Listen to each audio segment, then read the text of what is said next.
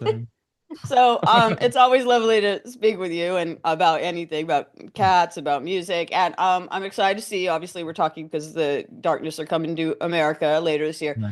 But I think you know that I went to see you in March because I happened to be in London Oh this yeah. past March. Actually, it was the day after Dreams on Toast came out.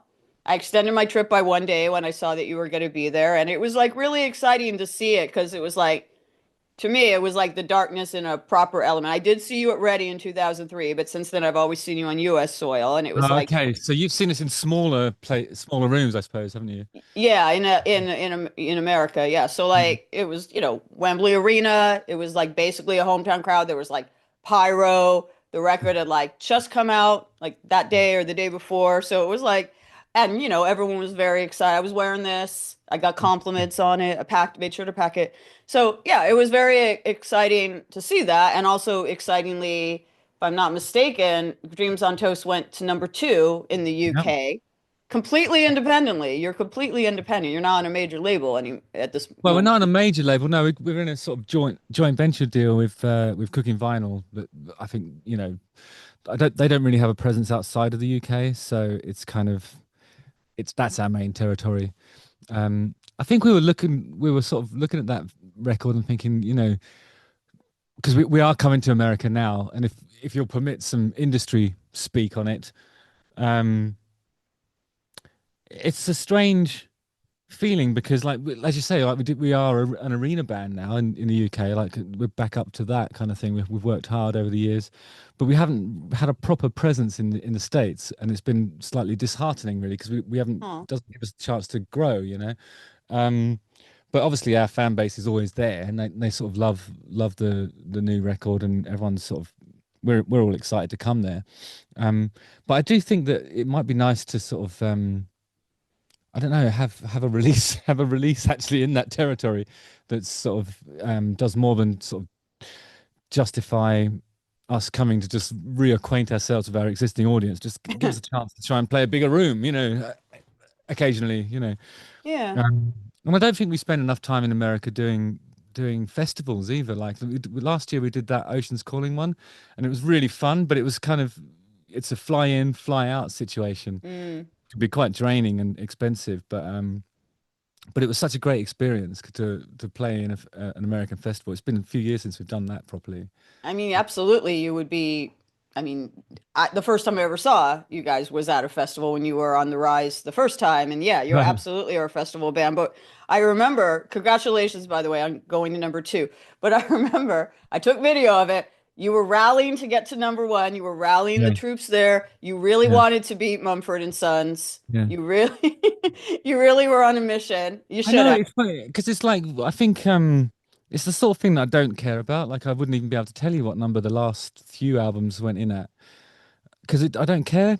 But when we were sort of like looking at the pre-sales figures, it kind of looked like we had an opportunity to actually do that. And then it doesn't mean anything other than a sort of totemistic, oh, look at us, we're number one. It doesn't really mean anything. But suddenly it was like something that I wanted. And it was something that seemed like it was in reach. Um, and we didn't do it on this occasion.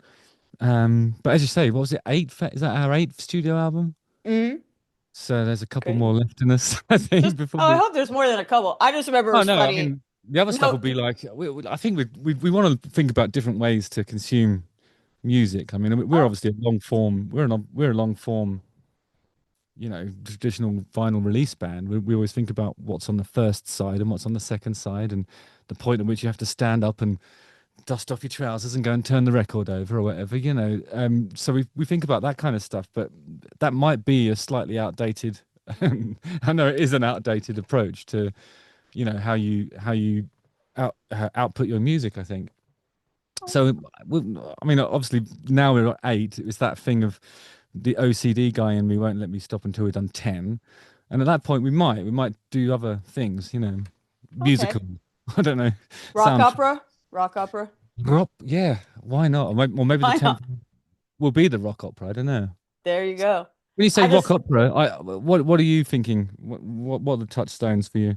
well, like, like Jesus Christ Superstar, Phantom of the Paradise, or even Phantom of just the like, Paradise. even, I mean, to use maybe like more of a like mainstream rock, like American Idiot, concept album that becomes Yeah. a production, The Black Parade by My Chemical Romance. I keep Mm. waiting for that to hit the stage, that kind of thing. Do you think that's a that's a you think that's a rock opera? I suppose it is, isn't it? I mean, musical. I mean, I feel like maybe not this record, but maybe Easter is canceled kind of Mm. had a narrative to Well, it. when you Like said Black Parade, I thought that actually. Um, that was a weird record, wasn't it? The Black Parade or Easter is canceled. Both of them are weird in their own Both. way. Both, Um, yeah, in good yeah. ways. Well, When you started your list of sorry, I keep talking over you. no, Sorry. no, I'm here for you. Go I'm ahead. here for you. That's so we're all here for each other, luckily. Cheers. Um, I was going to say the one you said, the second one you said, the Phantom of the Paradise. I was really hoping you'd say that because that's Paul Williams. Yeah, Yeah. and it's very much Um, about getting fucked over by the music business. It was a yeah, pair. It came in a out like really 40 years, like 50 years ago almost, I guess. 50 years ago, but like still kind Hmm. of rings true, I guess. Yeah, and it's I never thought of it like that actually. That's interesting because it's like I thought it was a Faustian legend or retelling of the Faustian legend, but it really isn't, is it? Because it's actually about the music trade. I didn't realize that before. Doesn't he get like killed in a vinyl, not killed, but like injured in a vinyl press? Yeah, or disfigured at least, and he's Yeah, already yeah. he's So already there had you all go. his teeth taken out at that point, hasn't he? So there's a metaphor for that, which is Mhm. kind of interesting. It kind of dovetails a little bit to actually questions I was going to ask about Dreams on Toast. So like Mm. obviously this record was very successful and it's kind of I guess the first Darkness record that's come out since there's sort of been this whole renaissance with, the anniversary celebrations and this kind of fluke, I believe in a thing called Love going back to number one and your Mhm. podcast doing so well and just and the you kind of being a breakout star at the Taylor Hawkins Memorial, like a lot of snowballing things I feel have happened in the last couple of years. Yeah. And you've kind of had a theme where it sort of has touched into like stuff we're talking about, but like whether it was rock and roll, Must Die on Easter's Cancel, or like Solid Gold, the song Solid Gold. And then like so basically I was watching you at Wembley and you were doing Walking Through Fire and we were all like, doing the march in place. And it's kind of, like a classic song about being in a band Mm. against all odds, but also about, there's stuff about the industry and it's sort of like this idea that like I don't know. I want your take on. I feel like it's kind of a recurring theme about, having to do rock and roll, even though sometimes you're like, why am I doing this? This is a slog or whatever. Yeah. Okay. Well, I think there are some similarities between the I suppose the themes of Walking Through Fire and Solid Gold. Um, the Rock and Roll Deserves to Die is a slightly different one. That is that in that song, I'm sort of talking about it's our own fault really that it's sort of when I say our, I mean the rock communities. If you allow sort of misogyny and um, I don't know, homophobia and all those kind of there's some tropes in this traditional rock thing which you've got to let go of, and I think when people are trying to sort of push rock forwards, that there's a sort of resistance among people who like the older style, the bawdy lyrics and the things that shouldn't be able to do, and it's like it doesn't fit with our society and the way we're doing stuff now. Um, so I think rock is really sort of entrenched in like, well, this is what real rock and roll sounds like, and anything that isn't exactly that doesn't really count. And I want it to be small and special. I don't want it to be mainstream. I don't, So Hmm. it's quite interesting because it is special to a lot of people when it's outsiders music, and it's almost like holding on to that sort of core, which is of another time, like half a century ago, really.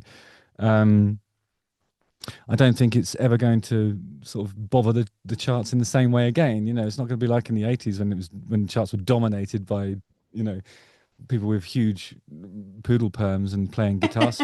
But it won't be like that again unless Really? people I don't think so. And I just think unless there's like instead of singing like songs that are like I don't know. I don't know.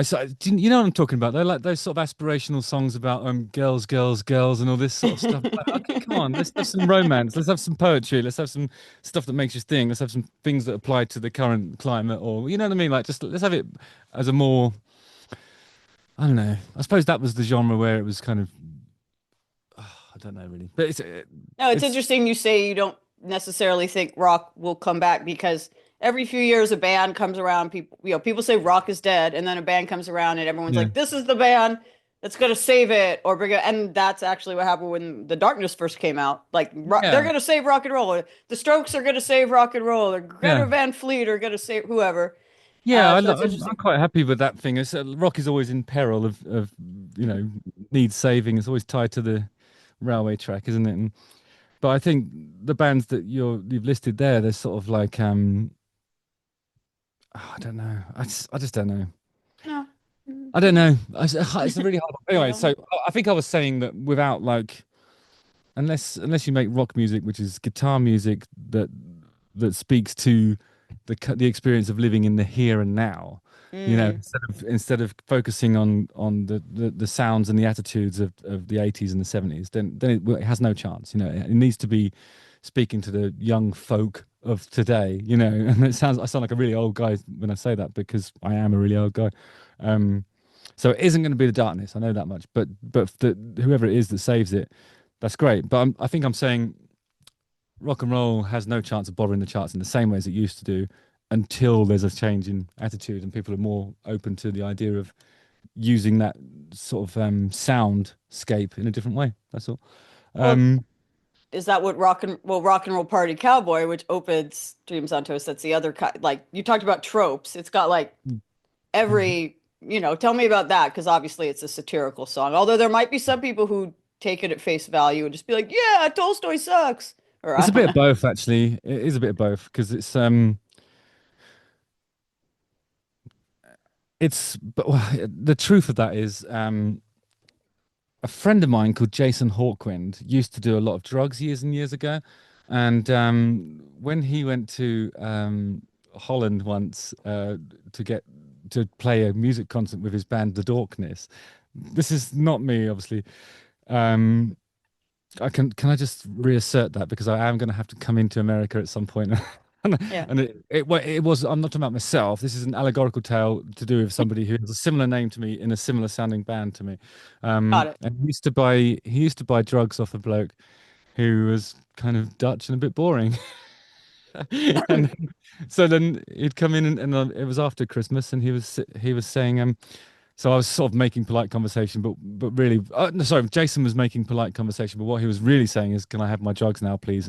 And the drug man was like, "Yes, Christmas was great. It was lots of Jack Daniels, big party," and I was like, "Okay, give me the drugs," So that song was sort of in tribute to that experience, really. But then I Okay. wanted to put all the sort of tropes of the rock and roll, the boring things that people who are into rock and roll list, and still see as kind of like thing. But there's also the Tolstoy thing for that to even be in the vocabulary of that character is off anyway. And then there's a bit of subliminal gayness in there as well because I was trying to pull it back from just being straight up. The idea I had for the video was us playing to a room full of delicious male models. I thought that would be wonderful. Um, How but who canceled that idea? Who ixnayed that well, I idea? mean, the idea that no, but I think it was just Rufus had a lot of ideas, Oh, okay. and so then he took control of that video. Um, but yeah, it's mostly tropes, but then there's some subliminal subversions happening as well. Because he's got a pool boy and he keeps talking about him. It's weird. He's got this fascination with this guy that cleans his pool. Don't know why he keeps going on about it.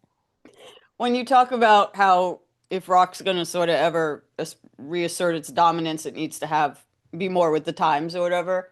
Is that something you consciously try to do in your lyrics? Are there certain songs on Dreams on Toast that kind of you were trying to do that with in particular? Just be, I don't know what the ter I don't want to say woke because people like use that hate people hate that word, which they shouldn't. Um, But no, anyway, yeah, was that anything you were thinking of when you were writing lyrics for no, this I record? don't think about that at all, really. Hmm. Um, I don't think that those, all the stuff that we've done over the is like the abhorrent behaviors and stuff. I'm talking about my own shortcomings a lot of the time. It's always self-deprecating. It's not like we're sitting there going, "Yay, we're the best thing in the world." It's like we don't do that. And um, and I don't think we need to sort of worry too much about, saying things that are going because to cancel us, because I think it's 100% about the intent of the things you say, and we just want everyone to enjoy themselves in a way that's inclusive, so I don't think we're too worried about that really.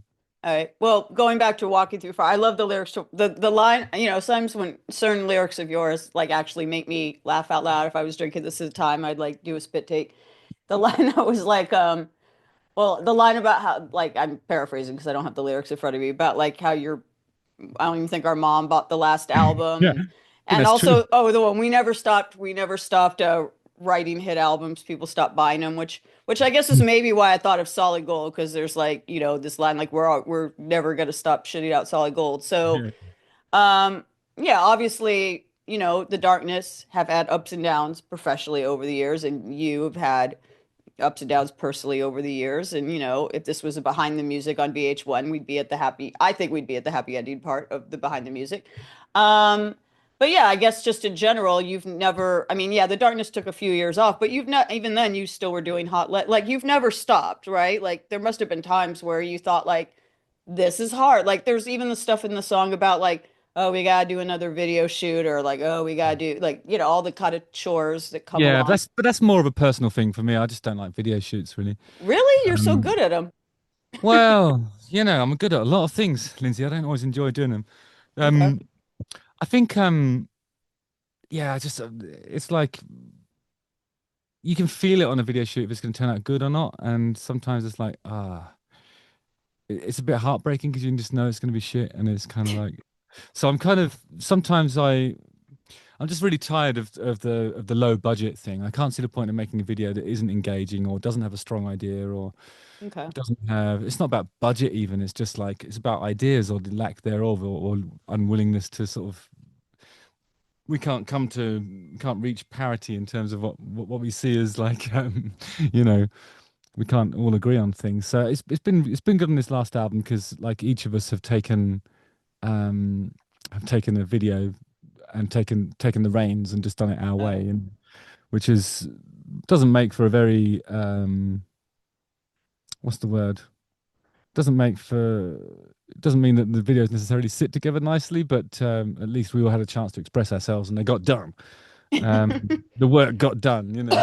See, I'm And surprised though that you're saying that, because I just watched Welcome to the Darkness, your documentary, Mhm. your darkumentary. I think that might have That's been the title of brilliant. it. Or It's wasn't really that? good. It I'm should pretty have sure that was the title at one time. Was it should not? yeah, maybe it was a working title. It should have been the documentary. I watched your documentary, and obviously it goes back to the beginning, and I got to see the original version of, I believe it, A Thing Called Love, which was basically you in a pair of borrowed Mm. knickers and like and a camcorder. What makes you think they were borrowed?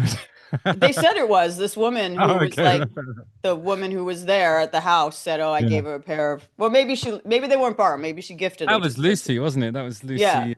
Yeah, maybe they Lucy. weren't. Maybe they weren't borrowed. Maybe she was like, "You can keep these now. Yeah, It's a yeah. gift. It's a The gift. Keep permanent it. loan, I It's think. all good." But you obviously were loving the camera then, and then Yeah, most people, and then they showed the "Growing on Me" video and how it was kind of like, obviously a very creative video, but like done with like not much budget. A lot of people yeah. like So I always thought that would have been something just in general, because you're a showman, that you like relished doing. I like doing those ones with Alex Smith um because he's just a great director, and it's like he was like an extra brain. So the four of us and him were coming up with just all of the stuff, and he was able to realize that somehow. And when we had more money to spend, it was kind of like we had the budget for carpentry, like actually building spaceships and interiors and stuff. It's just like, wow, okay, we're making a science fiction video, and this is great. Um, but then it's sort of like the parameters for making videos become so restrictive. Like I think it's different now. You have complete freedom. You can do whatever you want now. And in fact, the more outrageous you are, probably the more people will watch it. Well, But there's one, oh, sorry, go ahead. well, yeah, go on. Well, there's one video, and I'm actually looking up who directed it right now because I think it was someone of note.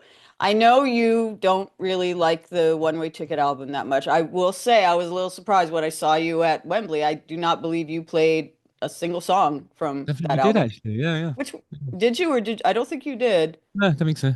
Yeah, well, the video for Girlfriend. That's one of her. I can't look it up right now, but it was someone Yeah, kind yeah. of of Tim note. Pope. Tim Tim Pope, Pope. yeah, who does Yeah, all the Cure videos yeah.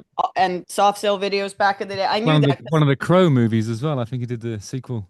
Well, I remember it now because a few years ago, when a film was coming out, a concert film that the about the Cure that Mm. Tim Pope directed, I did actually like kind of a like greatest hits of Tim Pope's career, and I asked him about Girlfriend, the Flashdance looking Mm. Xanadu looking thing. So yeah, that was a fun one. I don't know whose concept Yeah, that yeah. was. No, I think that was my idea actually. I just love the idea of choreography and just wanted to learn how to dance. I just That's wanted why to dance, Lindsay. that's why you have to do the rock opera. Yeah, I think Jazz you're right. hands. Yeah. So yeah, I watched the Welcome to the Darkness, the documentary, and all the stuff I'm just adding about like walking through fire and all the up. There's so many ups and downs in your career. They're in the documentary, which I really enjoyed. I just wish it ended a little later because all this like Renaissance stuff I'm talking about kind of didn't. The Yeah, film yeah. kind of stopped right.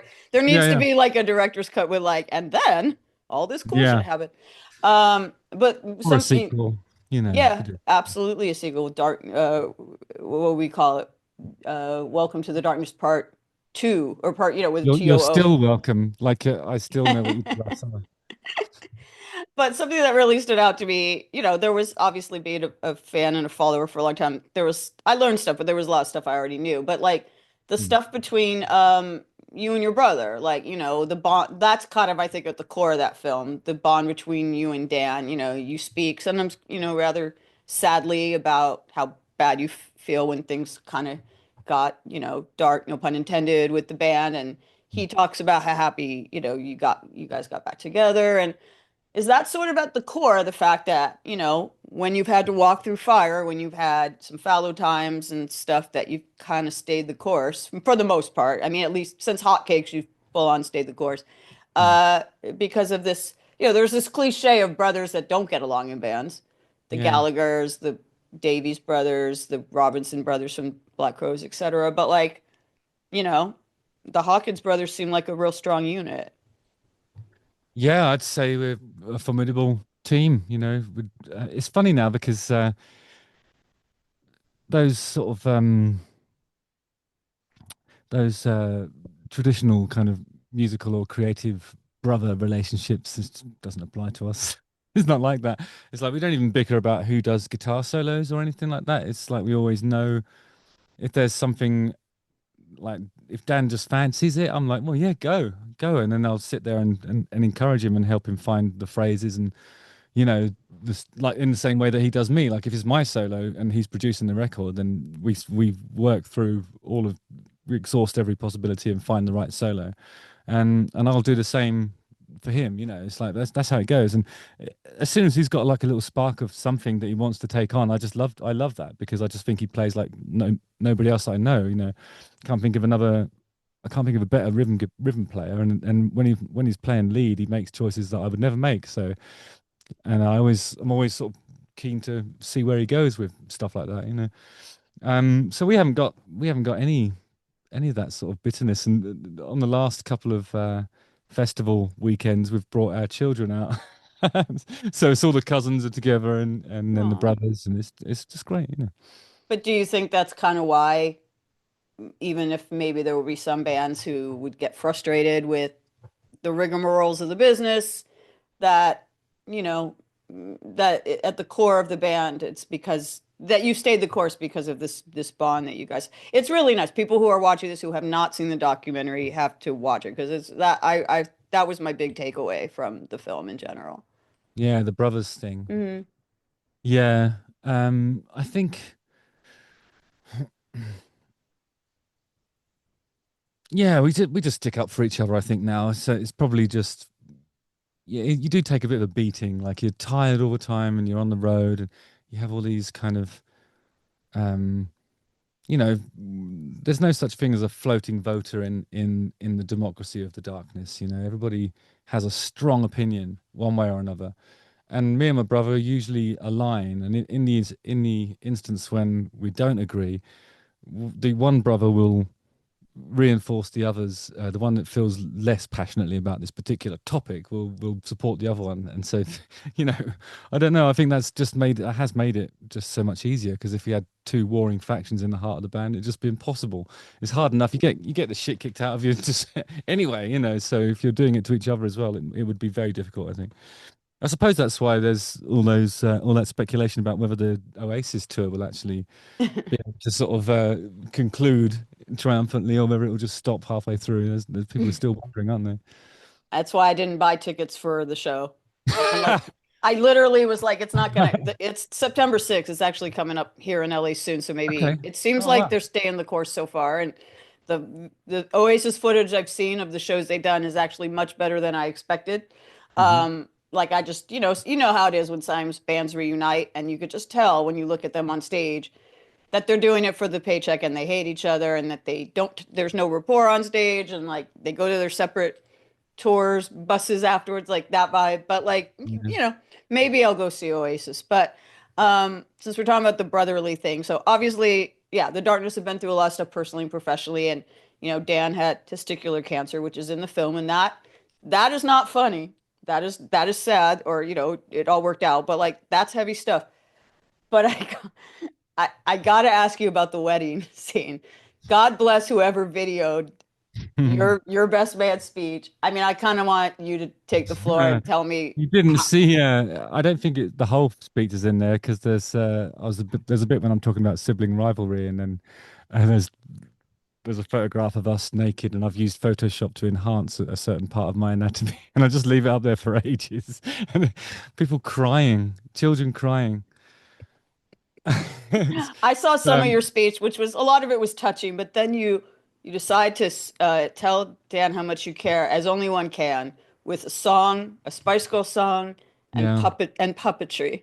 Yeah, so because of the testicular cancer, I suppose towards the end of the speech, I think I was saying that, like everybody in the room, we've all wondered, I suppose, what happened to the mutated testicle that had to be removed, and then I announced that he was here today, and I had a puppet of a testicle which sprayed semen out of the top of it. It had a special device inside, and the puppet and I sang "When Two Become One" by Spice Girls, which it's just simple maths, really, and just it was beautiful. It really was. I Um, I could see from the footage that Dan was very much enjoying it because like you connect on that humor. I could not tell if other people, the bride, the parents of the bride, I could not tell if other people were enjoying this no, singing there's one testicle as moment much. like when I had the picture of me with the enormous appendage up on the screen. My sister-in-law's relatives was uh, in her advancing years, I suppose, at the time, and she was asking me if I wanted to sit down and take the weight off, and then and I just told her to shut the fuck up, and because I went into I was properly in the flow, when I do that kind of stuff, and I was, oh dear, it was bad and great in So great. some ways. I should have seen what I wanted to do, you know. What'd you want to do? I wanted to do one of those things where you say, like, at the beginning of the speech, you go, "Oh, I just got a few things I want to say," and then you do the funny thing of there's a really really long list of things that you want to say, and then I was going to have that catch fire. Then I was going to catch fire, and then I was going to run through the patio window and dive into a pond, and it would involve obviously like licensed pyrotechnicians and probably an actor or a stuntman or something. Um, yeah, I couldn't pull that off, Save it but for the rock. Save it for the rock opera. yeah, maybe actually, yeah. Dancing like in the girlfriend video, dancing Mm. testicle puppets, Mm. you on fire. Wow, The whole yeah, thing. It's a whole thing. that's a good idea. You could release your a darkness official darkness version of a to become one with like as like a Oh, double A side single with like Uniball on the back. that sounds like a double B side to me, but yeah, let's do it. Okay, that's why you're the rock star and I'm not. But I mean, that was just hilarious. I mean, I guess in general, you mentioned self-deprecating before. Like humor is a way that I guess you deal with the ups and downs of life. I mean, even when you're kind of singing about something that might, in another band's viewpoint, be kind of just straight up serious, like you always have that little or Yeah. large twinge of humor to it. Um, I think that's just because of who we are, though. I don't think we enjoy hearing ourselves whine or moan. Do you know what I mean? Without having something. There are people who are great at that, and I really enjoy listening to stuff that's just full of despair. But I like it when there's some sort of twist, and I don't think I always get it right. I think sometimes I go too far in that direction. Those are the things that end up being B-sides, Huh. or bonus tracks, and then equally I go too far in the sort of morose direction. Without one foot in each side, it doesn't really work for all of us, you know. So those are the ones that end up getting put on the back burner or never finished or bonus tracks, you know. Sort of related to all that, you called yourself old in this interview. I disagree, but you know, Mortal Dread is another one of my Mm. favorite songs on Dreams on Toast. And actually, again, I guess I look for themes. You know, it's not the first time you've sung about aging or mortality. I mean, I'm thinking the top of mind, I think of two one-way ticket songs, and I know that's not like your favorite album, but like Bald and Dinner Lady Arms is a little bit about it, Yeah, you know. true. That's a good And point. Yeah. yeah, so you obviously you seem to be aging in reverse to me. I don't know what you're doing, but when I was literally when I was watching that documentary and they're showing like footage from the aughts, I was Hmm. like, that you look younger now than you I was did as. making some lifestyle choices that I don't think were very. Uh, I mean, I was going to say I think you look younger than when we first met. Oh, thank you, thank you. Um, so maybe that's just what we do, you know. I think I don't know. I can't. I don't know what you've changed, but for me, I eat differently. I exercise. I don't drink. I don't. I've never done drugs, as you know, as Never. Your as you know. friend Jason Hawkwind Oh, did. he was terrible. That, you know, I'm glad he didn't Constantly. influence you to go down that bad path. Yeah, I know because peer pressure doesn't affect me in that way, so I'm lucky. So yeah, but I think all of those. Um, yeah, all those. I just don't do anything like that really, and I suppose it's starting to show a little bit.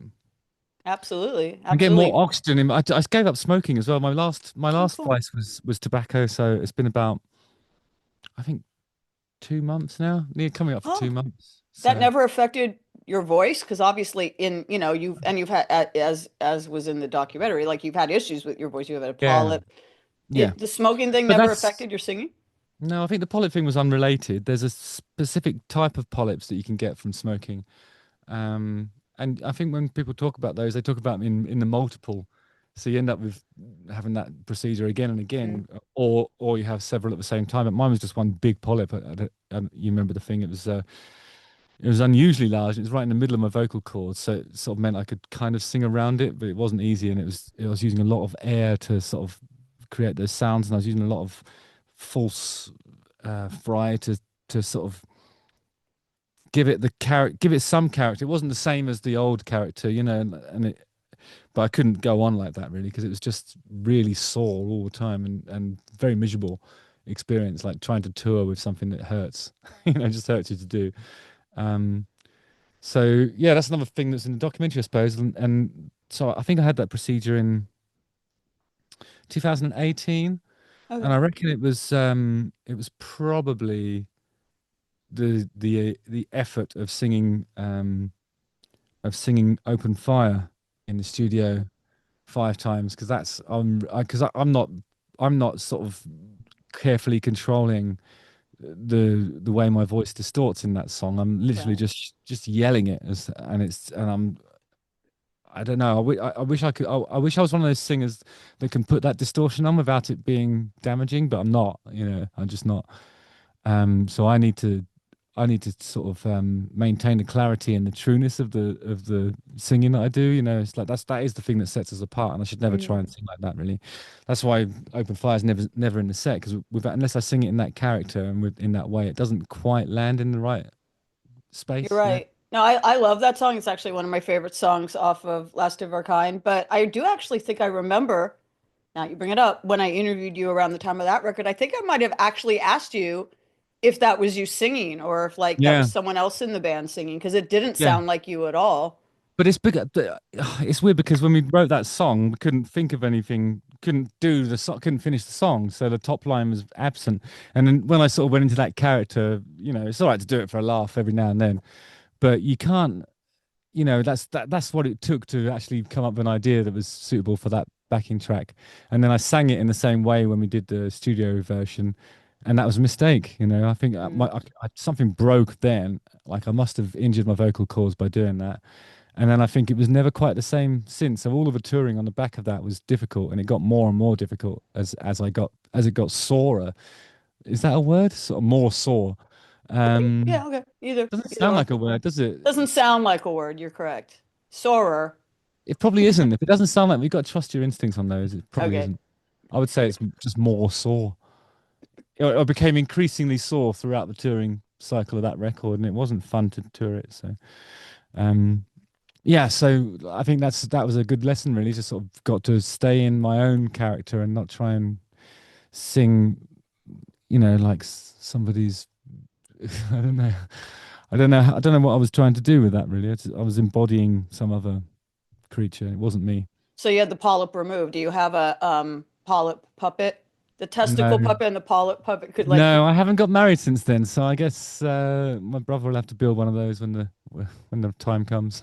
I thought, since you brought that, I thought you did get married because, I thought I saw Desiree Yeah. was, I thought she was referred to as your wife Ah, in, she is. She's my wife in every yeah, respect. okay, Apart not from legally. the Okay. government hasn't got involved yet, but Yeah. you I know. wasn't sure if you had a secret wedding because I remember like either you or her used that in a caption and there were like a lot of comments like, wait, what? Oh yeah, Why yeah. did you get married? So, It's a but figure of speech, really. I think I've had a fairly awful experience with actual marriage, and but we're just life partners, you know what I mean? So it's kind of like works in exactly the same way, but without the looming specter of you know, I got it. I, you know what I I mean, mean? Like I never got married, so yeah, I under, it's just for, nice to have that sort of yeah. freedom. You're with somebody because you love them, not because you're obliged to legally.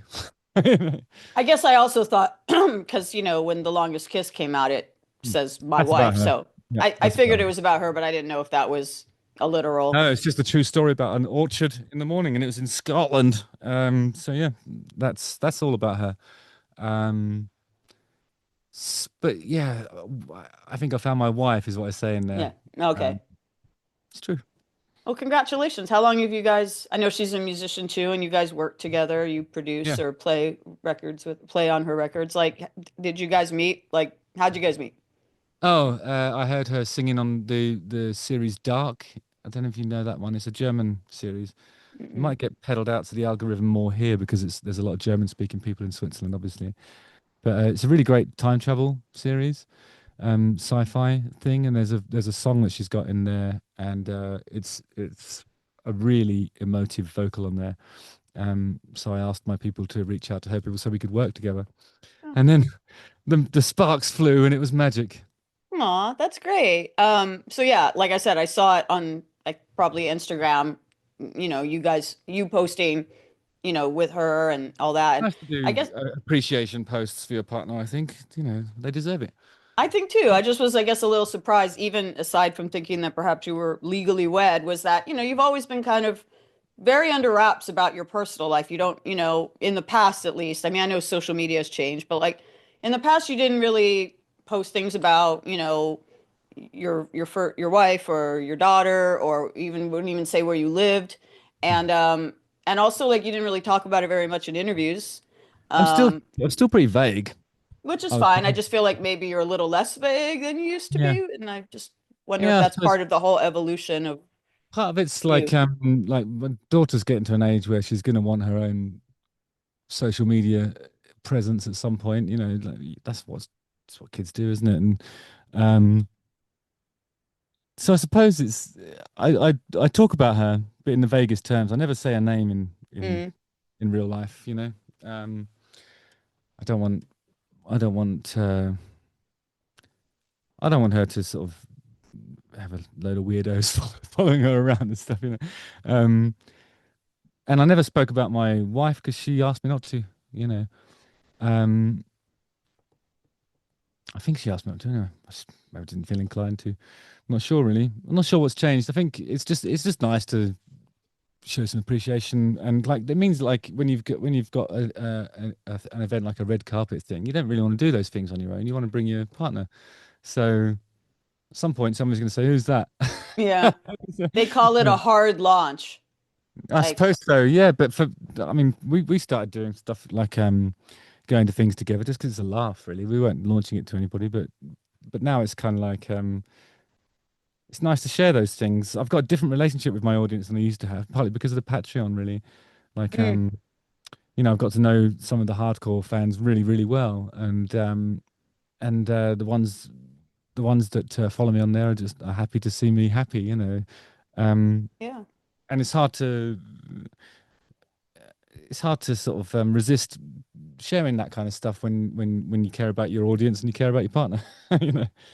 It's nice. Yeah, speaking of that, I definitely want to ask you about that. So yeah, I keep talking about how there's this renaissance and it's like a bunch of things, good things happen for you personally and professionally. It's sort of all kind of happened the last few years. And Justin Hawkins Rides Again, which is now also on YouTube and is like a full-on thing. That's a big part of it. I mean, I think honestly, I think that was maybe one of the smartest things you ever did in your career because pe even people who didn't know about your music didn't like your music, had a preconception about what the darkness is, maybe only knew you for the one big song. Mhm. Like that's such an enjoyable podcast and you're so charming in it and you get to show this side of your personality, your humor and your intelligence. And I think it just opened up a whole new world for you and for the darkness. I'm sure that's not why you did it. Like, oh, I'm gonna get more darkness fans. But like I just think it was brilliant how it worked out. And yeah, I maybe I've talked about this, but like, what made you want to start doing that? It's kind of turned into like a really big thing now. Yeah. Well, it started off with Cameo, actually. I was doing cameos. I still do cameos. How much do you charge, Uh, or how much does Cameo charge? I'm curious. well, Cameo is Cameo charges fascinating to a me. good deal of money, but I charge. Let me have a look. I've actually forgotten. I charge. How do I see that? I don't know how. I don't know what I'm. I think it's about $75 or something like All that. right, It's not that I'll much. Venmo you after this interview then. Okay, yeah, thank you. Um, but I started doing it, and I was doing it real cheap, and didn't really, when it was in COVID, really, and everybody was locked down. I had no way of earning, and I started it up just because Cameo wrote to me and said, "You want to have a go on this?" And I was like, "Yeah, okay, cool." I gave it a go. Felt really guilty about charging anybody anything for it, and then it became like I was doing loads of them. Like I was making good money doing it. I was like, fucking hell, this is amazing. And there was repeat cameos, like people who had probably passive income and nothing to spend it on. Um, and I was just getting to know my audience that way. My tattoo artist said you should do a Patreon, so I was like, okay, I'll do a Patreon. Um, and my producer and I cracked on with that, and then I got really comfortable in front of a camera, and she suggested that I do a YouTube channel. So it went Cameo, Patreon, YouTube. They're all still going. Um, the YouTube thing, I was kind of like, yeah, you sure about that? And I thought there's a bit of a stigma attached to it. But I gave it a go, and it sort of caught fire pretty early on, really.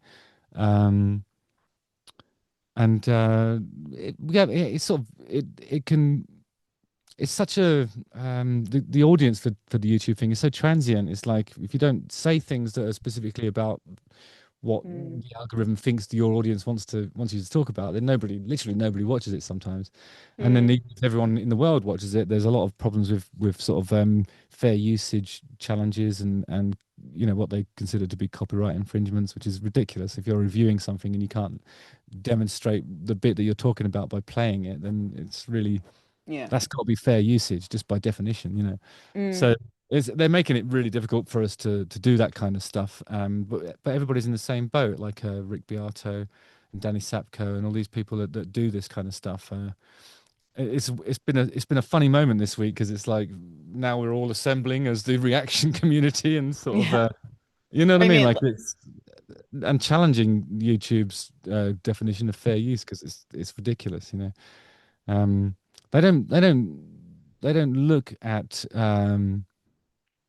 individual cases. It's like they just default to, oh, whoever is the owner of the copyright material wins, Mm. and And you people can get their whole channel taken down for that. So it's like, that happened to a friend of mine who was a music journalist who would put up videos of interviews he did on his YouTube channel. And one time he was at the, I believe, either the Brit Awards or the NME Awards, and he was, in the press area on the press line, and he was interviewing someone on camera with his phone like that. And there was music in the background. It wasn't even like it wasn't like he was interviewing someone, there's like music in the background. mhm, And it was like, I guess, loud enough to be picked up, yeah, and they took down his entire channel for that. It wasn't even like him filming the concert, so it was kind of BS. But mhm. um, going back to the whole, so it started as a Patreon, and it became all these other things. Was the concept always for you to sort of be a commentator or a critic of music? Because like what I love about your critiques is they're so thoughtful, even when you don't like something. And sometimes, you do things about like, I don't get this, or I don't understand this, or I don't think this is that great. Like, you're never mean. You always are so thoughtful and have so much thing that I think even if the artist saw it, they'd be like, oh, okay, yeah, I understand where Justin's coming from. It's too bad he didn't like it, but all right, Yeah. I get what you're saying. Like I don't that's know. an art. That's an art because a lot of critics just can't do that. Yeah, I think I've been on the receiving end of so much critique. Um, But I know how it feels, you know. I know how it feels when Mm. someone slags something off just because they don't like the way you look or something like that. That's like, well, it really hurts, you know. It's like there's no need for it. And I also know what it's like when somebody likes something that you're doing, but they don't really get it in the same way that you intended. Like, so what you imply isn't what people infer. It's never like that. So what I try and do is like, look for like I don't know, cultural origins, or if anything that's sort of, you know, in terms of the songs themselves, like the structure and stuff. If I recognize anything from something that's 50 years old or 10 years old, then I'll just say, oh, like, this is the same as this, and it's sort of talking about the building blocks of songwriting and where it comes from, you know, the lineage of it, similarities, and you know, the relational similarities between the melodies and the chords. And that's really all. That's about as theory as I get, you know, and the rest of it is all about culture, I think. You know, I think that's what it is. Um, so if I don't like something, I'll find something that I do like about it, and there always is, you know, because it's music. Um, or I'll laugh at something, or you'll see me bored by it, and I'll go off on a tangent, and that's kind of a message in itself. You know what I mean? People who know me know when I like something, you know, because I'll I love. cry. Yeah, but the rest of the time, I'm just making sarcastic remarks. I mentioned The Cure a little while back because of the Yeah, Tim Pope connection. I loved when you reviewed either the most recent Cure album or a song from it. I can't remember at the moment because you like also, when you're talking about being critiqued, like you were talking about the fact that I guess Robert Smith at one time said he didn't like The Darkness. I imagine now he actually would probably have changed his mind now that you I doubt it. No, I don't. I doubt if he has, and that's fine. Um, but you were like you were cool, like yeah, you don't hold no, grudges against stuff like not that. at all. No, honestly, I don't care about that stuff at all. I think he's a legend. I'd be disappointed if he suddenly turned around and said he likes us. You know, I'd be like, oh, you know, Oh. that's a shame because it's like part of his appeal to me is how spiky he is. You know, I don't need him to like what I'm doing. I like what he's doing, but it doesn't mean he has to like mine. You know, Ha- Have you ever been approached in any way to be a judge on an American Idol X Factor-ish type show? Because like I don't know if that'd be your vibe, but I mean I know you did the Masked Singer in the UK, but as a contestant. But I mean you'd be so good at that because and I know you have like, you have a little bit of a connection to that world. You've written for Caleb Johnson and Adam Lambert, and still my favorite Adam Lambert song to this day. yeah, thanks. It's such a great song. So yeah, you have a little bit of a connection to that world, but you'd be so good at that if you want to do it because not only are you now comfortable on camera and you're good on camera, but like you would be able to tell a contestant like, hey, that performance missed the mark and here's why Mm, without babying them and mm. hand coddling them, but also not being a dick, like you Yeah, could yeah. do that so well. Well, I think I'd. I'd love the opportunity to take the piss out of some of the other panelists, because I think there's a lot of Mhm. there is a sneering kind of attitude from some quarters towards the people who are, you know, rightly or wrongly think that this is their golden opportunity, and then in the instance when they get it wrong, or they've misjudged their own abilities, then it can be devastating, and I just don't like. I don't know. I don't think I'm famous enough, first of all, to do those things. Second of all, I think I'm a bit of a handful. I think I'm a bit unpredictable. I think there's a lot of stuff that gets edited out, which you can only see on my Patreon. That's my only plug of the day. Um, so there's a lot of things that my editor is obliged to take out because I will end up not being allowed a career for some of the things that I observe, some of the tangential meanderings that happen. Um, but yeah, I mean, I don't know if I'm allowed to say.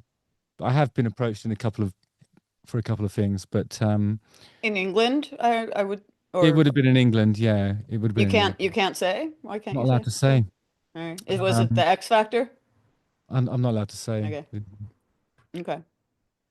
I'm not allowed to I would say it. imagine. Well, whatever it was, why did you say no? I didn't. You were approached and then it I went was nowhere. approached and it went away. Yeah, They yeah. ghosted you. I was ghosted. But I don't. I think I think I'd enjoy doing it. Um, because it would be really great profile for the band. I don't think it would cannibalize anything there. I think it would be really great money, so I'd be able to buy a house somewhere exotic. And I think I'd actually be able to help people if there was a mentoring situation in there. I'd be really up for it. But I don't think I'm famous enough, and I think that's why I got ghosted, to be honest. Um, I mean, to the whole thing I've been saying about how there's been this renaissance, I mean, I think now you're at a point where you could do it. I do Maybe. want to I do want to say a little tangent. So I obviously enjoyed you on the Masked Singer UK season one when you were the chameleon and talking about how you have this distinctive voice when you're not singing Open Fire. I remember seeing that. I'm like, come on, guys. Like, there's no way you didn't know this was Justin Hawkins. And if there was that But whole, sorry, go but ahead. that was before the Renaissance, and so it's only people like yourself that would, still think I was alive at that point. Maybe it all started with the Masked Singer. When you went on the Masked Singer, got the ball rolling. Yeah, I think that probably That's what was. it was. Actually, I think it was. But obviously, you have a very distinctive voice, and so there was that whole thing with Rita Ora and this like dumb fl flirtation, TV flirtation that made headlines there. I don't know if you noticed, Rita Ora is now a judge on the UK show, or sorry, the US show. She's a judge on the Masked Singer Okay, here. I didn't notice that. That's Okay, cool. this is bullshit. I wrote about this. I just want to put this out there. So Rita Ora is now on the US version of the show, and a dragon. He was Nessie. That was his name, Nessie. He sang and he had a high voice. It turned out to be Edwin McCain, but anyway, she guessed. People were doing their guessing, and she said, maybe the lead singer of the Darkness. I don't know what his name is, and I was like, bitch, yes you do. Yes, you do. I wrote about this. She's like, I forget his name. And then Edwin Mm. McCain, Nessie goes, it's Justin. He said it on TV. He didn't say your last name, but he goes, it's Justin. She goes, oh, yeah, right. And I was like, girl, I'm the only person in America who watches both versions of the show, and I have the receipts. I was really annoyed. I just want to put that Yeah. out there. Yeah. He I knows. I mean, I think that's kind of there's a lot of people that do things and pretend that it's not because of me. You know, I was talking to uh is it um Aaron Bruno for the AOL Nation. Yeah, okay. I love that guy. I think he's really cool. Um so I was chatting to him backstage at Download, and I said to him, like, I think there's a lot of stuff in the world that only exists because of that breakthrough AWOL Nation megalithic symphony record. Um, I was specifically thinking about stuff like Imagine Dragons, for example. I think that their whole would it hadn't been for sale. I mean, what would the Imagine Dragons be doing? It's a good point. I don't think they'd sound like the way they do. They'd probably still be doing stuff and being cool, but if they're not influenced by that, then I'll give you 100 English pounds from my wallet. You know, I'll bet you 100 pounds they are. And and I said to him, "How does it feel when like people just doing all this stuff and then not kind of citing you as an influence?" And he's like, "Well, that's what happens when you're a pioneer." And I think he was being facetious and being self-deprecating and sarcastic, almost ironic, probably. But I think that's kind of how I feel about a lot of stuff as well. Like I see people with their little mullets, their moustaches, wearing their cat suits. I know they've referenced me.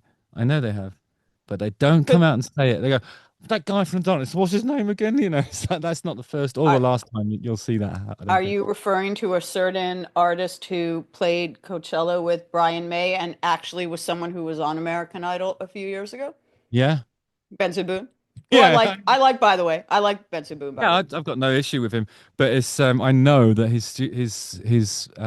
his stylist referenced early The Darkness for that suit, and it's not me saying because I can feel it in the universe. It's because I know the stylist. You know, Okay, there you go. Receipts, so receipts. I know that this is what happened. You know, but I'd love it if people go, yeah, yeah, it's because of that guy. That'd be nice. You know, at I least mean, I say stuff like that. I wrote yeah. an entire art. I covered the messing. I wrote an entire article that was titled "I Believe in a Thing Called Honesty." Does Rita Ora really not know the Darkness Singer's last name? Come on. I had the clip of her saying, "I don't know who the Darkness Singer is," followed Can I tell by, you why that happened? "Sure," You know in your heart why that happened. because well, I actually don't know if I do. All right. So that was only 7 years ago. Rita Ora is happily married to somebody else now. True. And it would be reassuring for them to not think that every time she hears a high voice, she's thinking about this specific person who looks incredible in Lycra. So it's just important for, out of respect to your partner, to pretend that you don't remember. It happens all the time. We've all done it. I suppose you're right. You look incredible in a chameleon suit as well. Well, see, and you are secure enough in your relationship to be able to admit that. I am. I absolutely am. Um, But going back to, the whole AWOL Nation, Imagine Dragons example you gave, and then Darkness, Brenson Boone. In general, do you feel like there are, I don't know if you want to cite names, but besides Benson, but like in general, do you feel like, I feel like you're getting your due more now. I'm all on this whole narrative of it all going up, yeah, but like, I think do you're you right. feel like, I think it's sort of, you'd get artists that come through that operate in the same register as me. There was one person that released a record in 2007. It was kind of like during the band's hiatus, but somebody called me up and said, "Oh my God, I just heard your hit on the radio. Congratulations, amazing." They were talking about Mika, oh and I, yeah, totally. when I heard it, I was like, "Oh yeah, that is me." Oh wait, did I do that? I was still like bleary-eyed coming into sobriety and thinking, oh, I might have done that, I suppose, you know. And then Yeah, and and he then obviously loves Queen. I mean, he talks yeah, I mean, about it's Freddie in that first big kind of song of his. obvious, really, I isn't love it? Mika They'll also. talk I'm a about fan. they'll talk about Freddie, but they won't talk about me. You know, that's the reality. But I think this is happening a little bit more lately. I mean, that's one of the reasons why I love the Struts. I think at least they're prepared to actually admit that they love the darkness. I think that's cool. Yeah, You know? actually, the first time, not the first time I interviewed Luke, but maybe the first time I interviewed Luke Spiller, like in depth. And by the way, Mm. his solo album, which is very different from the Struts, is great. I'm sure you've heard it, his solo Yeah, album. I've heard bits of it. Yeah. It's great. It's like all Bond themes. By the way, Mm. Darkness doing a Bond theme. Just gonna put that out there. That would be pretty Yeah. awesome. But the first one of the first times I interviewed Luke in depth, he was talking about his upbringing, which was like kind of rural and kind of sheltered and religious. And Mm. I was like, so how did you, and obviously his age and stuff. I was like, how did you get into like, I don't know. I presumed he was influenced by classic rock. So I was like, how did you get into Queen and all the classic rock that influences the Struts?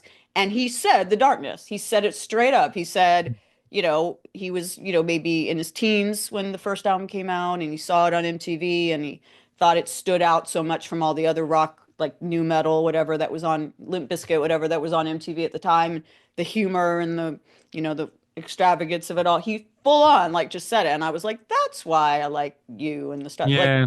it That's made so cool, much isn't it? sense. Yeah, he 'Cause it might full not be on. cool to say that. Like it's like when you ask me who my like influences are. I mean, I've got no hesitation in saying that David Hasselhoff is one of them. Do you know what I mean? Like it's like but I think there's something, you know, there's a sort of certain stigma to admitting an influence, and to, outside of the sort of ones that are really obvious is there's always a reluctance, I think, unless you've got the balls to actually be honest. And I really admire Luke for that, to be honest. Are you really like deeply inspired by the Hoff? Is that true?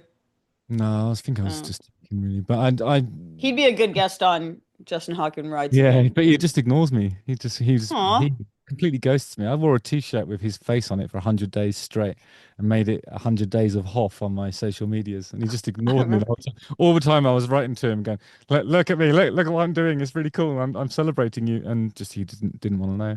I'm looking this up. Do you remember when he had like a really strange album that came out like I'm going to say like 2019? I'm looking it up now.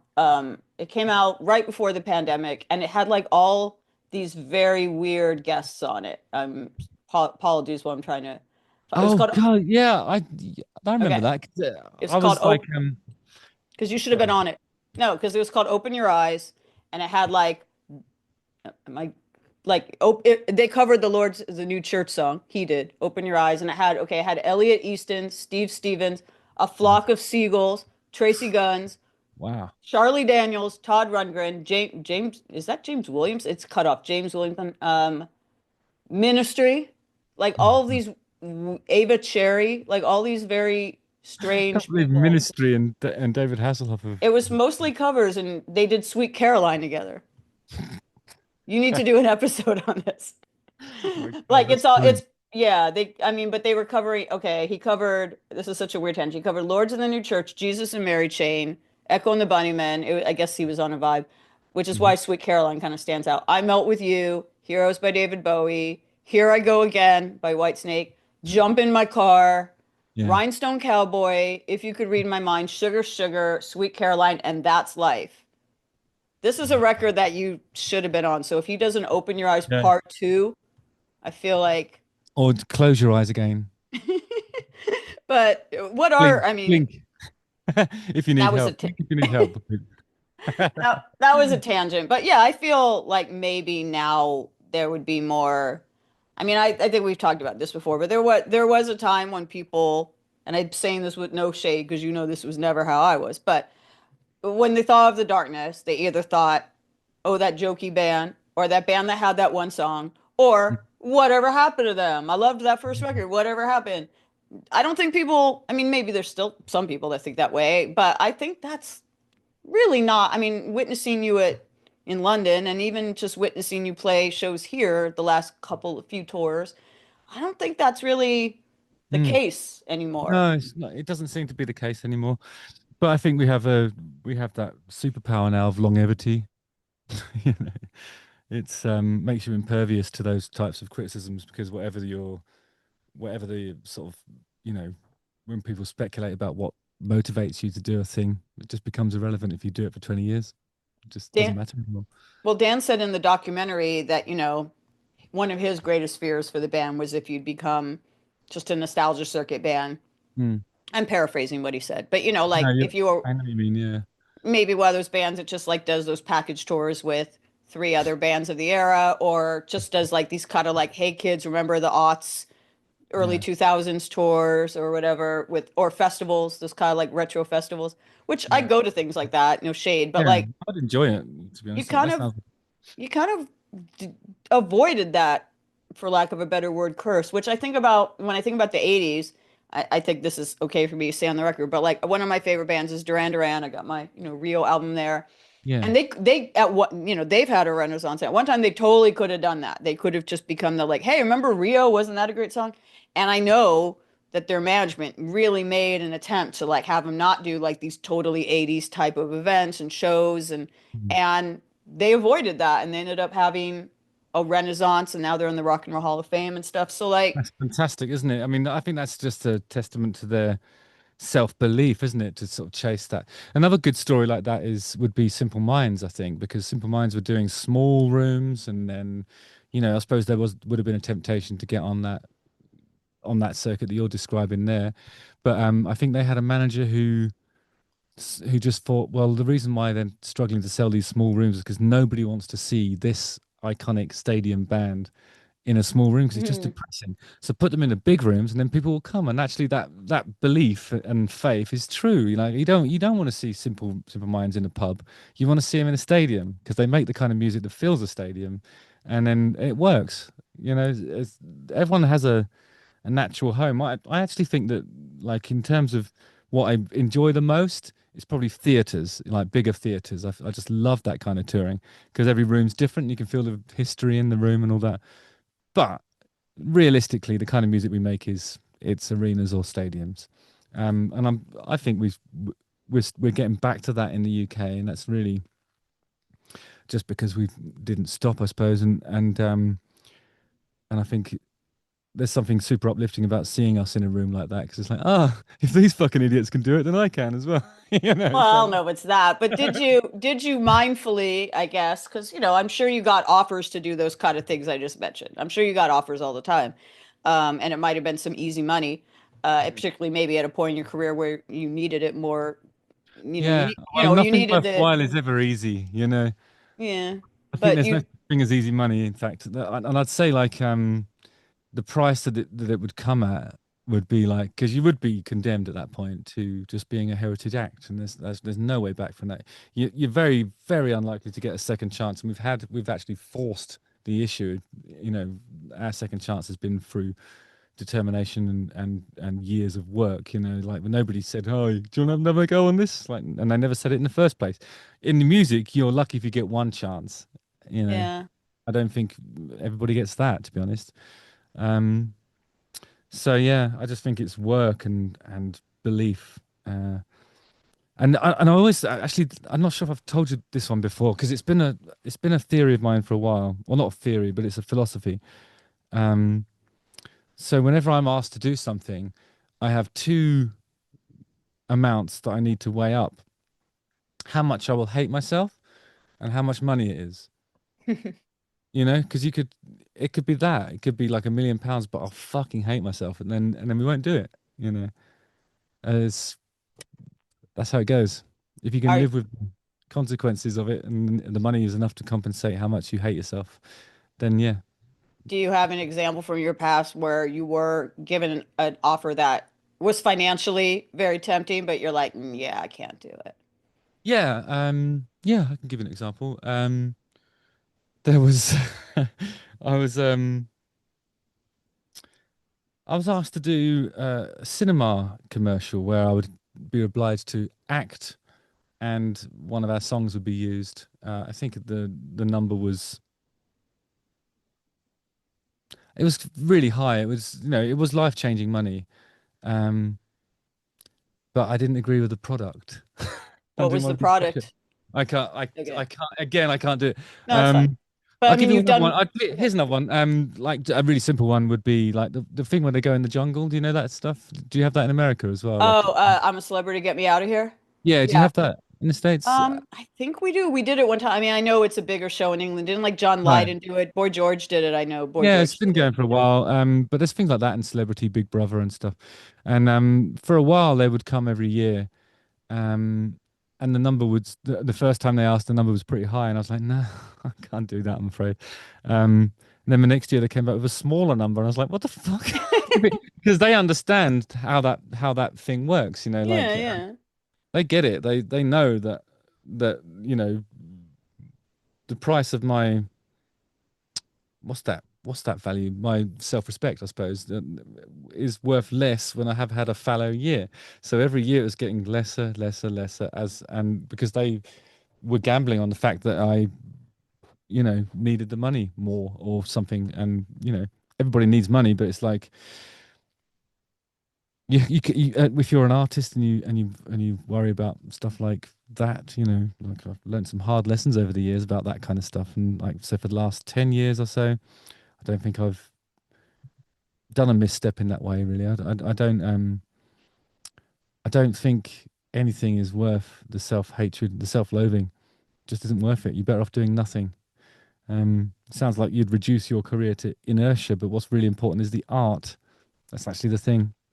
Um, so yeah, I think I know what it.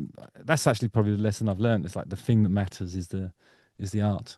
yeah. What made you, since I mentioned it a while, what made you want to do The Masked Singer? Which, by the way, was I have no problem with that show, and in America at least, we have. I mean, we've had like Shaka Khan, Dionne Warwick, Eric Idle, Yeah, uh, you know, uh, Gladys Knight do it. We've had like legends do it here, so there's not a stigma to doing that show I here. didn't. Yeah, I thought because it was a new format. Um, I liked the idea of it. And I really liked the money. Because I was, you know, freshly separated when that happened, Mm. and I knew that I was obliged to maintain two households. Um, and it was important, it's like I needed that. Um, and it all worked out nicely, really, because I didn't miss my daughter's birthday, which was the thing I was concerned about. Like if I'd have stayed in the competition for a week longer, I'd have missed my daughter's Mm. birthday. Um, I did miss a lot of stuff that was important, but the money was so good. It was like, oh, come on. It was that. Yeah, fair Uh, enough. I the mean, fee was the fee was as enough long as you to, don't hate yourself, and there's no reason why you should. but it ended up being quite good, really, because it's sort of I got a lot of compliments on my physique, which made me feel good. Uh, I um I put the band back on the map a little bit because I think people thought that I'd been dead for a few years, um, including myself. So it was like I don't know. It was really it worked. It worked for the band and it worked for me as well, really.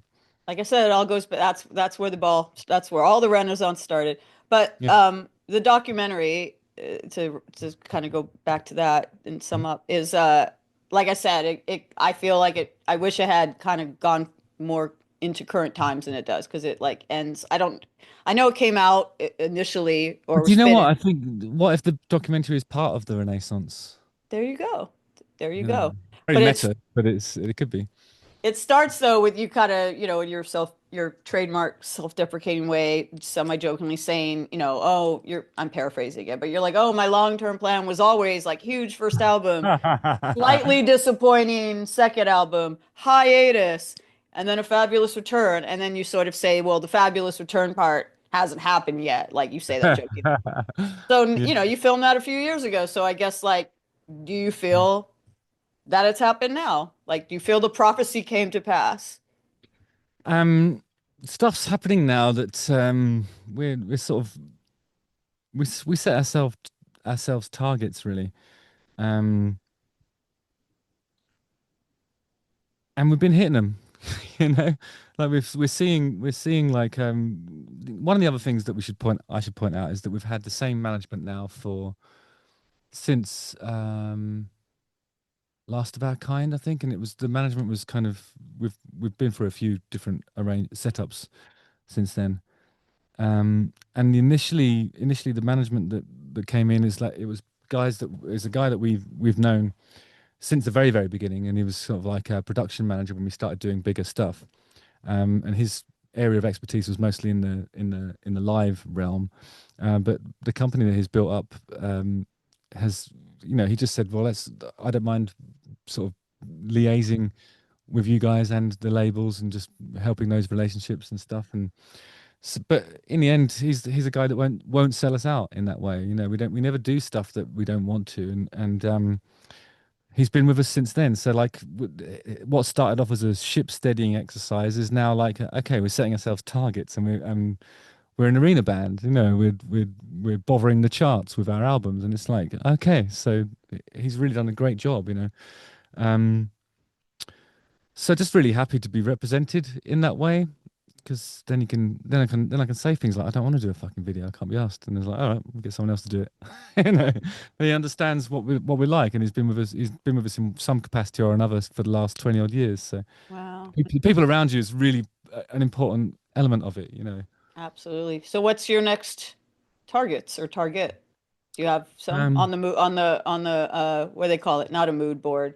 The yeah.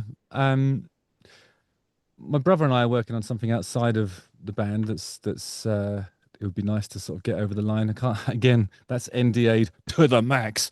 But uh, rock opera. No, I'm just kidding. Go on. yeah, almost. Okay. I think next target would be some sort of label representation in the States, so that when we come on tour there, it's it's part of an international release strategy, because we're an old-fashioned band, and we tour after we make a record. I know that's kind of I know it's old fashioned really, but it's like the touring is happening because of the record, not the other way around. Right. You know, and I'd love it if like the audiences that we go and play to internationally have the same exposure to us that the UK has.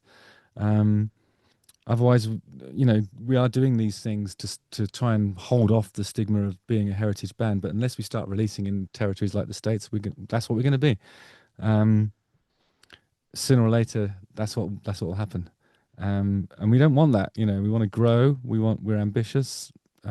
Label partners in the US. That's our next goal. All right. Well, just the last goal, the last thing I want to ask you about. Obviously, we've had this very long conversation, and I want to thank you for your time. You have had a fascinating life and career. What's going on with the autobiography you're working on? When's it coming Uh, out? Is it done? Are you still writing it? no, I've taken a bit of a break from that really Oh, because too busy doing stuff. I've We are. I mean, that's still on the table. It's still something that needs to happen. Um, I did do a bit of writing for it, and there was some stuff happening around it, but I've kind of pivoted towards a bit more of an art project with Simon Emmett. So whilst I have a fabulous physique, we're making the most of that with some really really interesting photography oh, project. Um, but that's more in the kind of coffee table thing than it is in autobiography world. I see. Um, but the autobiography might be a separate thing. That's going to take a chunk of time out of my life where I really need to focus on it and get it right. I wouldn't be that comfortable working with a ghost writer, which is normally how those things go. I think I can. I think I know enough words to be able to do it myself, but it's just time. Yeah, you're pretty good with words. Although I do want to say I have volunteered that when you put it out, the title needs to be "It Is I, Justin Hawkins." That's brilliant. That So that is has to be the brilliant. title. That is awesome. So when you do it, but the photography book sounds like it would be, yeah, sounds like it'd be a great gift for Christmas or for the holidays. So I do want to wrap up this. Again, thank you for your time, and I'm looking Yes, forward to thanks seeing for you being play. patient with me. I'm sorry I was late Oh, arriving to this, but you're a busy guy. But yeah, this year, it's 2025. So this year marks the anniversary of your other great Christmas moment. Obviously, the greatest holiday song of all time is Christmas Time, Don't Let the Bells End. We've talked about that before. But Band-Aid 2005, a lot of people, especially in this country, do not remember this version of Do They Know It's Christmas that had like all of these Britpop people and like you were famously to me duetting with you were basically duetting with Dizzy Rascal and like I know there was recently there's been a documentary behind the scenes of Band-Aid 1 and also of We Are the World, but I want the documentary on the Do They Know It's Christmas Band-Aid 2 or no, I guess it was Band-Aid 3. Band-Aid 2 was the one from 1989 that no one ever. yeah. Who was on that second one? It was like all stock Aikman Waterman Oh people yeah. Okay. and it sounded like it was and yeah, Yeah. so but anyway, yeah, what memories do you have of that? That was 20 the anniversary of that is this year, 20th. I remember there was I'll tell you who was the ruler of that thing. I mean, I know obviously Nigel Godrich is an amazing producer. It was great to actually work with him, but I think he's made, I don't know, he's in modern times he's made a lot of records that I really, really respect, and it's on the production level as well. Just I think he's great. Um, so it's nice to get to meet him and work with him a little bit. But I think the other person that was really impressive was Fran Healy Mm, from Travis. He was sort of like really proactive in the thing, and there were some sort of bigger names that would show up, come in via the back door, so I didn't have to do the trudge through the press and stuff, and weren't really taking part in the same spirit that most of the people there were. But Fran Healy was like right on the ground, sleeves rolled up, properly going for it and trying to make it great. So between him and Nigel Godrich, I think they were the driving forces of it. Really, it's quite inspiring to see people like that because I like Fran Healy. I think he's got a really great singing voice, and Travis had been a friend of the Darkness for a while as well. So in fact, here's a good bit of trivia for you on the other Christmas song, the double neck Gibson SG that we played in the video. We borrowed that off Travis. oh, wow, that's really The year cool. before. So yeah, they're really nice guys. Yeah, that doesn't And surprise me. I and mean, a great band. I've interviewed Fran a few times and he's always been great. And he's also, they had a documentary that was sort of about how at one time kind of the core of it is that at one time they were very successful, but they were not considered cool. But then they just stayed around and kept making great Yeah. music, and now no one thinks Travis Yeah, is it's uncool. weird how they don't think. I don't remember people not thinking they were cool. I remember them doing some sort of albums in the late in the 90s that were just like wow albums, you know. Um, but anyway, Yeah, I was just that's looking good. at this list. Before I let you go. So, I mean, some of the people. Yeah, it says you listed on the Wikipedia. You're listed third. The group, Mhm. which included Daniel Bedingfield, Dido, Justin Hawkins of the Darkness, Tom York, and Johnny Greenwood of Radiohead, What, I Chris came Martin. in before Tom York? You You joking? did. Chris Martin Ah, from Coldplay, and this is an alphabetical. Bono of U2, and Paul McCartney. You were yeah. listed before a lot of the people. So yeah, and no one So remembers weird. this except me in the US. But that was, 2005. So that's kind of an illustration that you were Yeah. invited into that group of like, you were at that, you are, but like at that moment, celebrity wise, the Darkness were at that level. So Yeah. cool. I think that was we were invited to that thing because I think Midge with his sort of connection to Thin Lizzy, I think he Mm. appreciated the fact that we do harmonized guitar parts. So I think his whole thing was, well, if we're doing it again, we've got to have the darkness, you know. And we got to know him and Bob Geldof a little bit as well. So that was another sort of real bonus. I was in a habit back then of like if I kind of even vaguely knew somebody, I would go up to them and outrageously smack their ass as a greeting. And I did that to Bob Geldof, and he turned around and grabbed me by the stuff at the front. It was like, wow, okay, so he's just completely one-upped me. It was incredible. I was about to say he's, no pun intended, he's known for being a bit prickly. And Yeah, it was that day. I can't believe you had the balls to do Oh, that. brilliant. I'm Yeah. just, I mean, you're Well, that's lucky. why they pay you the big bucks. That's Sure, brilliant. sure they do. Um, but yeah, it's always so lovely to chat with you. I will see you in LA soon. I will let you go because you have lots going on, unless there's anything else you got coming up that you would like to chat about. I'm doing the live Justin Hawkins Rise Again, but it's in the UK, so it doesn't apply to your Oh, so like with an American. audience? Yeah, quite sizable theatres actually. So that's in January, February. We've got the American dates coming up, then some European, then more American dates, and then I go and do that. So That as you must can be imagine, fun. my head's spinning. Honestly, Awesome. it's just so many things to think about. But yeah, great times.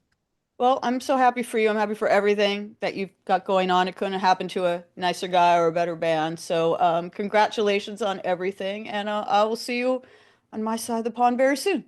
Lovely. Thanks, Lindsay. See you Thanks, soon. Justin.